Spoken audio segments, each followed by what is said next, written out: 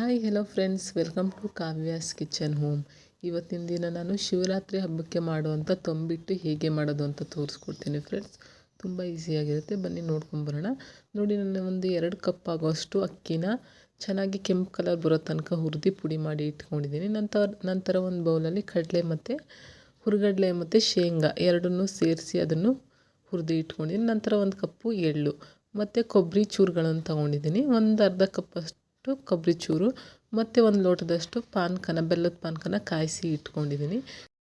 ನಾನು ಹುರಿದು ಪುಡಿ ಮಾಡಿ ಇಟ್ಕೊಂಡಿರೋಂಥ ಅಕ್ಕಿ ಮತ್ತು ಅಕ್ಕಿ ಹಿಟ್ಟು, ನಂತರ ಒಂದು 1/4 ಕಪ್ಪಷ್ಟು ಎಳ್ಳನ್ನು ತೊಗೊಂಡಿದ್ದೀನಿ. ಎಳ್ಳನ್ನು ಕೂಡ ಹುರಿದು ಇಟ್ಕೊಂಡಿದ್ದೀನಿ. ನಂತರ ಕೊಬ್ಬರಿ ಚೂರನ್ನ ನಾನು ಸ್ವಲ್ಪ ಸೇರಿಸ್ಕೊತಾ ಇದ್ದೀನಿ. ಆ್ಯಕ್ಚುಲಿ ಎಳ್ಳು ಸ್ವಲ್ಪ ಜಾಸ್ತಿನೇ ಆಗಿದೆ, ಹಂಗಾಗಿ ಸ್ವಲ್ಪ ಎಳ್ಳನ್ನು ಸ್ವಲ್ಪ ಕಡಿಮೆನೇ ತೊಗೊಳ್ಳಿ. ನಂತರ ನಾನು ಕಡಲೆ ಮತ್ತು ಶೇಂಗಾ ಬೀಜ ಏನು ಹುಡಿ ಮಾಡಿ ಇಟ್ಕೊಂಡಿದ್ದೆ ಅದನ್ನು ಕೂಡ ಸೇರಿಸ್ಕೊತಾ ಇದ್ದೀನಿ. ನಾನು ಇದು ರೆಸಿಪಿ ಮಾಡಬೇಕಾದ್ರೆ ನನ್ನ ಮಗನೂ ಕೂಡ ನನಗೆ ಹೆಲ್ಪ್ ಮಾಡ್ತಾಯಿದ್ದ. ಅವನು ಕೂಡ ಮಿಕ್ಸ್ ಮಾಡ್ತೀನಿ ಅಂತ ನೋಡಿ ಈ ರೀತಿ ಎಲ್ಲ ಮಿಕ್ಸ್ ಮಾಡೋದಕ್ಕೆಲ್ಲ ಟ್ರೈ ಮಾಡ್ತಾಯಿದ್ದ. ನಂತರ ಈ ಪೌಡರ್ಗೆ 1-2 ಏಲಕ್ಕಿ ಮತ್ತು ಒಣಶುಂಠಿನ ಅದನ್ನು ಕೂಡ ಪುಡಿ ಮಾಡಿ ಹಾಕ್ಕೊಂಡಿದ್ದೀನಿ. ಸ್ಕಿಪ್ ಆಗಿದೆ ಆ ವಿಡಿಯೋ. ನಂತರ ಇದನ್ನು ನೀಟಾಗಿ ಮಿಕ್ಸ್ ಮಾಡ್ಕೊಳ್ಳಿ ಫ್ರೆಂಡ್ಸ್. ಮಿಕ್ಸ್ ಮಾಡಿ ಆದಮೇಲೆ ನಾವು ಕಾಯಿಸಿ ಇಟ್ಕೊಂಡಿರೋಂಥ ಬೆಲ್ಲದ ಪಾನಕ ಏನಿದೆ ಅದು ಸ್ವಲ್ಪ ಗಟ್ಟಿ ಪಾನಕ ಮಾಡಿ ಇಟ್ಕೊಂಡ್ರೆ ನೀವು ತುಂಬ ದಿನ ಇಡ್ತೀರಿ ಅಂದರೆ ಯೂಸ್ ಆಗುತ್ತೆ.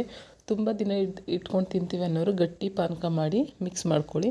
ಇನ್ನು ಅವತ್ತಿಗೆ ಸಾಕು ಅನ್ನೋರಾದರೆ ಸ್ವಲ್ಪ ಪಾನಕನ ಸ್ವಲ್ಪ ಲೈಟಾಗಿ ಬಿಸಿ ಮಾಡ್ಕೊಂಡು ಹಾಕ್ಕೊಂಡ್ರು ನಡೆಯುತ್ತೆ.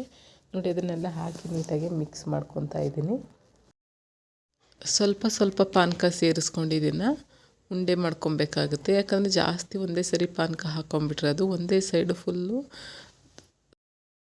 ಮೆತ್ತಗಾಗ್ಬಿಡುತ್ತೆ. ಹಾಗಾಗಿ ಸ್ವಲ್ಪ ಹಾಕ್ಕೊಂಡು ನಾವು ನೀಟಾಗಿ ಉಂಡೆ ರೀತಿ ಹಿಂಗೆ ಪ್ರೆಸ್ ಮಾಡಿ ಹಿಡಿದ್ರೆ ಅದು ಸ್ವಲ್ಪ ಹುಡಿ ಆಗಬೇಕು. ಆ ರೀತಿ ನೀವು ಮಿಕ್ಸ್ ಮಾಡ್ಕೊಬೇಕಾಗತ್ತೆ. ಆ್ಯಕ್ಚುಲಿ ಈ ರೆಸಿಪಿ ಎಲ್ರಿಗೂ ಕೂಡ ಗೊತ್ತಿರುತ್ತೆ ಅಂದ್ಕೊತೀನಿ. ಶಿವರಾತ್ರಿ ಹಬ್ಬಕ್ಕೆ ತಂಬಿಟ್ಟೆಲ್ಲ ಫೇಮಸ್ಸು. ತಂಬಿಟ್ಟನ್ನು ಮಾಡ್ಕೊತಾರೆ ಮತ್ತು ಕೆಲವರು ಕಡಲೆಕಾಳು ಹುಸ್ದಿನೂ ಕೂಡ ಮಾಡ್ಕೊತಾರೆ. ನೋಡಿ, ಇವಾಗ ನಾನು ಇದನ್ನು ಈ ರೀತಿ ನಾನು ಮಿಕ್ಸ್ ಮಾಡ್ಕೊತಾ ಇದ್ದೀನಿ. ಫೈನಲಿ ಸ್ವಲ್ಪ ಜಾಸ್ತಿ ಹಾಕ್ಕೊಂಡು ನಾನು ಇದನ್ನು ಉಂಡೆ ರೀತಿ ಮಾಡ್ಕೊತೀನಿ. ಈ ರೀತಿ ನೋಡಿ, ಇವಾಗ ಸ್ವಲ್ಪ ಪಾನಕ ಎಲ್ಲ ಸ್ವಲ್ಪ ಕಡಿಮೆ ಆಗಿತ್ತು, ಹಾಗಾಗಿ ಸ್ವಲ್ಪ ಪಾನಕ ಮತ್ತೆ ಆ್ಯಡ್ ಮಾಡ್ಕೊಂಡಿದ್ದೀನಿ. ಫೈನಲಿ ಇದನ್ನು ನಮಗೆ ಎಷ್ಟು ಸೈಜ್ ಬೇಕೋ ಅಷ್ಟು ಸೈಜಲ್ಲೇ ನಾವು ಉಂಡೆ ಮಾಡಿ ಇಟ್ಕೊಂಡ್ರೆ ತಂಬಿಟ್ಟು ರೆಡಿ ಆಗುತ್ತೆ. ಕೆಲವರು ಇದನ್ನು ಹುರಿಗಡ್ಲೆಲ್ಲೂ ಕೂಡ ಮಾಡ್ತಾರೆ, ಅದು ಕೂಡ ತುಂಬ ಚೆನ್ನಾಗಿರುತ್ತೆ. ನಾನು ಈ ರೀತಿ ಅಕ್ಕಿನ ಹುರಿದು ಅದರಲ್ಲಿ ಮಾಡಿದ್ದೀನಿ, ಅದು ಕೂಡ ತುಂಬ ಚೆನ್ನಾಗಿರುತ್ತೆ. ನೀವು ಕೂಡ ನಿಮ್ಮ ಮನೇಲಿ ಟ್ರೈ ಮಾಡಿ ನೋಡಿ ಫ್ರೆಂಡ್ಸ್. ಹೇಗೆ ಬಂತು ಅಂತ ನನಗೆ ಕಮೆಂಟ್ ಮಾಡಿ ತಿಳಿಸಿ. ನಿಮಗೆ ನನ್ನ ವೀಡಿಯೋಸ್ ಎಲ್ಲ ಇಷ್ಟ ಆದರೆ ನನ್ನ ಚಾನಲ್ ಸಬ್ಸ್ಕ್ರೈಬ್ ಮಾಡ್ಕೊಳ್ಳಿ. ಹಾಗೆ ನಿಮ್ಮ ಫ್ರೆಂಡ್ಸ್ ಆ್ಯಂಡ್ ಫ್ಯಾಮ್ಲಿಗೂ ಕೂಡ ಶೇರ್ ಮಾಡಿ. ಹೀಗೆ ನನ್ನ ವೀಡಿಯೋಸ್ ನೋಡ್ತಾಯಿರಿ, ಸಪೋರ್ಟ್ ಮಾಡ್ತಾಯಿರಿ. Thank you for watching.